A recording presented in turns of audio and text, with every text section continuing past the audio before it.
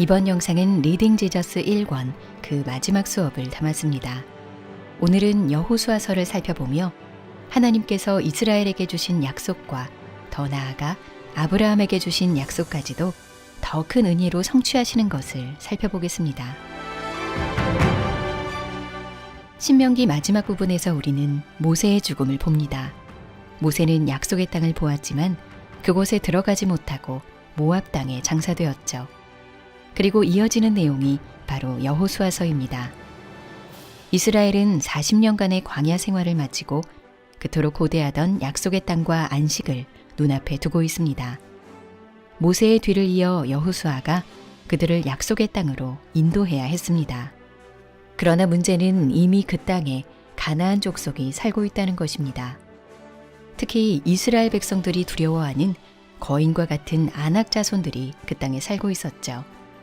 약속의 땅을 차지하기 위해서는 그들을 몰아내고 전쟁을 치러야 했습니다. 과연 이스라엘 백성은 그들과 싸워 이길 수 있을까요? 그들은 과연 하나님께서 주시겠다고 약속하신 그 땅을 차지하고 안식을 얻게 될까요?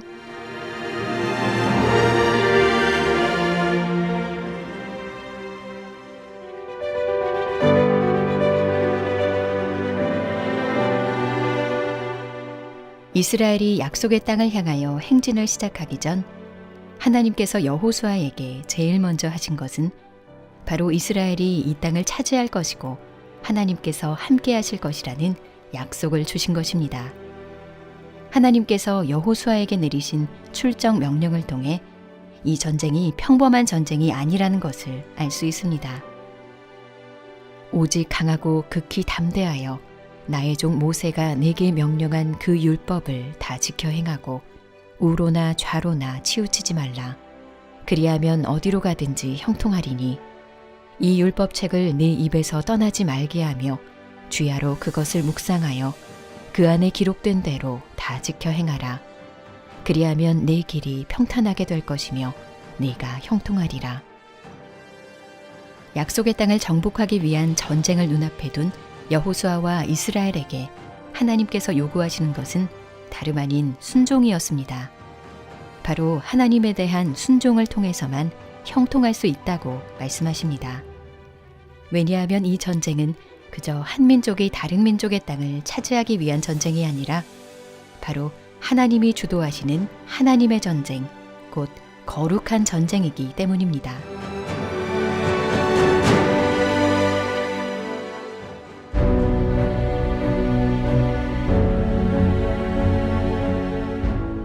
먼저 하나님의 거룩한 전쟁에는 그 과정에서 반드시 구원을 주십니다.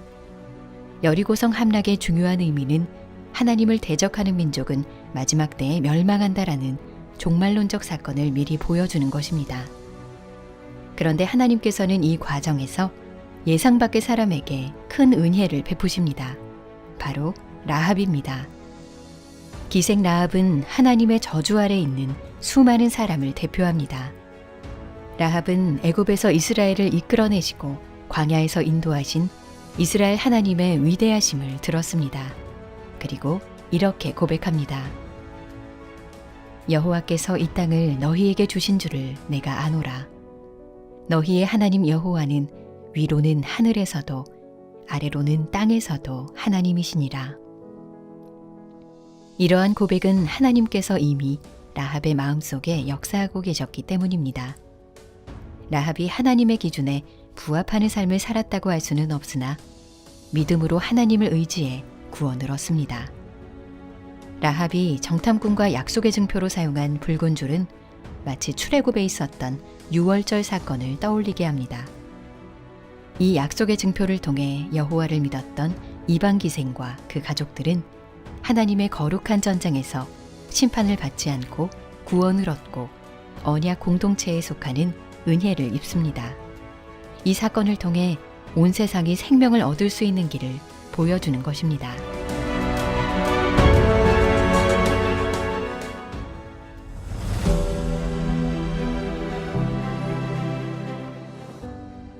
여리고는 가나안 땅으로 들어가는 첫 번째 땅입니다. 이스라엘은 하나님의 명령에 따라 여리고 전투를 준비하게 됩니다.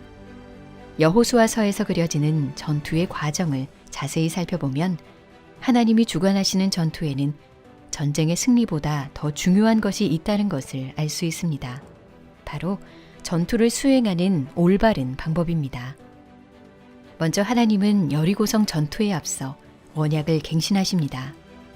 광야에서 태어난 세대들에게 할례를 행하라고 명령하셨고 여리고 평지에서 유월절을 지키도록 하셨습니다.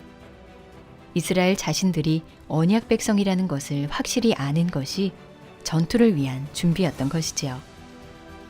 그 후 하나님은 하나님의 군대 대장을 여호수아에게 보내셨습니다. 하나님의 군대 대장이라면 승리를 위한 최고의 전략을 알고 있지 않을까요? 그러나 그가 한 것은 여호수아로 하여금 하나님께 경배하도록 명령한 것이었습니다. 이는 예배가 승리보다 먼저 와야 하는 것과 예배 자체가 곧 전투 전략이라는 것을 보여주는 것이죠. 여리고성 주위를 7번 돌라는 명령은 무모해 보이는 일에도 순종하는지 시험하는 것처럼 보이지만 그보다는 여리고성이 하나님께 드릴 제물이 된다는 의미가 있습니다. 양각 나팔을 부는 7 제사장과 하나님의 임재를 상징하는 언약궤의 행진 등은 이 전쟁이 하나님의 거룩한 전쟁임을 분명히 알려줍니다. 하나님이 주도하시는 전쟁이고 승리를 이루시는 분도 하나님이시지만 그럼에도 하나님은 자기 백성들을 이 전쟁에 동참하라고 초청하십니다. 이스라엘 백성은 언덕에 앉아 승리의 소식을 기다리는 게 아니라 나팔을 불며 행진하면서 함께 소리를 질러야 했습니다. 7째 날에 나팔을 불며 백성 모두가 함께 소리를 지르자 여리고성이 무너집니다. 모든 이스라엘 백성들이 하나님의 거룩한 전쟁에 순종으로 동참한 것입니다.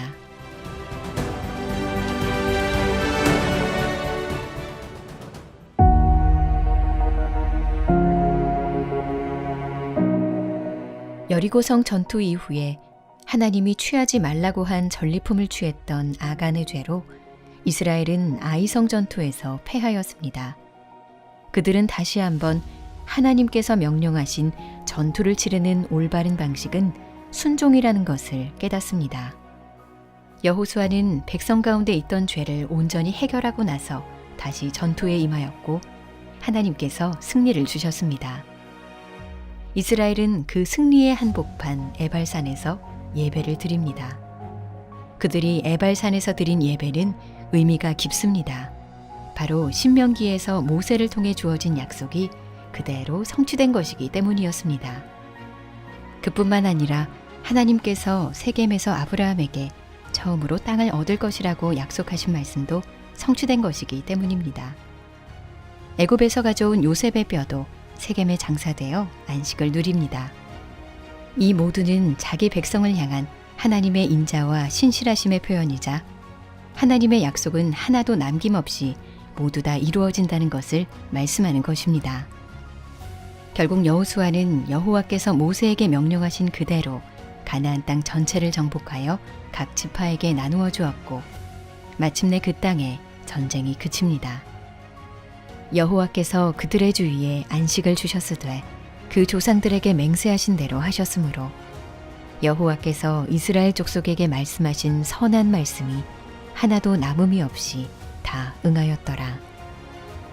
하나님께서는 자기 백성에게 하신 약속을 신실하게 모두 지키셨습니다.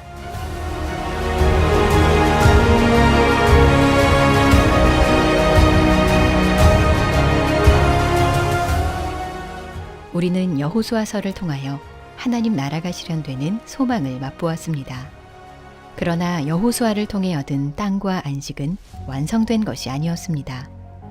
이스라엘의 불순종으로 다시 잃어버릴 수 있는 것이었죠. 결국 여호수아서는 우리에게 영원한 안식을 가져다 주실 메시아를 소망하게 합니다. 장차 오실 더 큰 여호수아이신 예수 그리스도를 기다리게 합니다. 오직 그분만이 우리에게 영원한 안식을 주실 것이기에 그 약속의 궁극인 성취의 날을 바라보며 그분을 기다립니다. 그분 안에서야 비로소 온전하고 영원한 안식이 그의 백성에게 임할 것이기 때문입니다.